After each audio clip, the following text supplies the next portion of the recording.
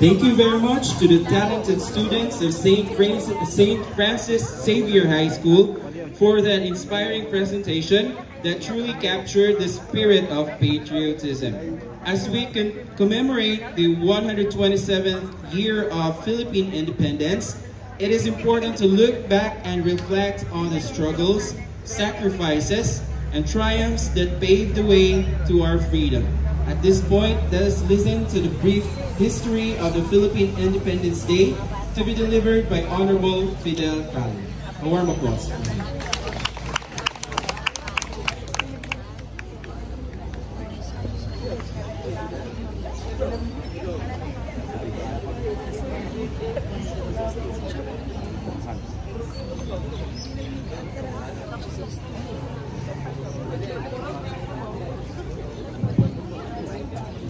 So, welcome sa pinakasumo kayong bahin sa itong programa karon.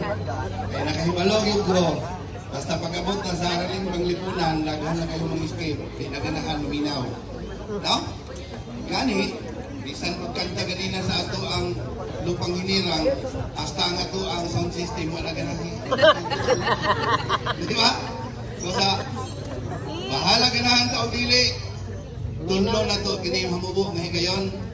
Kay kini nga subject matter ato kining gitunan sa eskwelahan sulod sa ka-semester o sa katuig sa high school. Ug ato kini ibalik lantaw sulod lamang sa 30 ngadto sa 40 minutos. Usa kun doon natay kapahalonaan mas maayo gid unta, no? Kay dili gini madali. Okay. Okay ra mo diha ingon anak ta? Mayor, pwede tag manglingkod kay dugay-dugay ang lumagin na history god. Yan, di pa mong ganahan sa nawong sa istorya. Inaw. Si Freddy Aguilar patay na. Apa nagbilin siya og awit.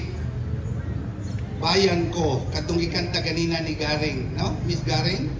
Ayaw ganito nga Garing, kaya mo kanta. Kita no? Pero ang kanta, ang awit na kanayon, balik-balik na ganina sa chorus, ibon man may layang lumipad. Kulungin mo at umiiyak. Kamaon na ibon mo. Kulungin mo at umiiyak. Kay matod pa, isan gani kuno ang langgam. Kung imo kining halwahon, bisan pag sa bulawan nga halwa. Kung imo kining ablihan, mulupad kining ubiyaan ang iyang halwa, bisan pag unsa kining kabulawan. Why?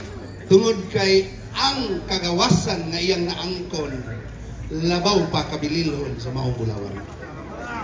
Ngadto ni Nomar, ang atong MC, sa atong pinangga nga mayor, Inday Pinky, ni Bunjing, ang atong vice mayor, sa atong mga department heads, mga empleyado,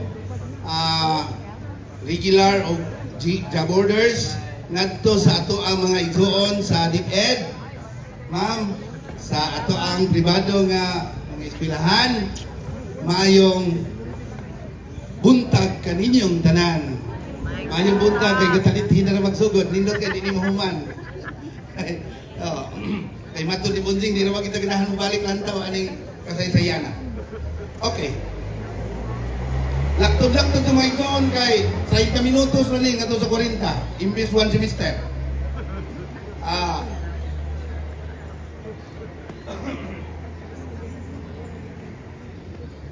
Nagturo na to ang intro mga kaigsunan, sulod sa 333 katuig ang Pilipinas na himong kolonya sa Espanya ug ang mga Pilipino na ulipon sulod niini mga panahon na giulipon sa mga katsila sulod sa 333 katuig. Grabe no?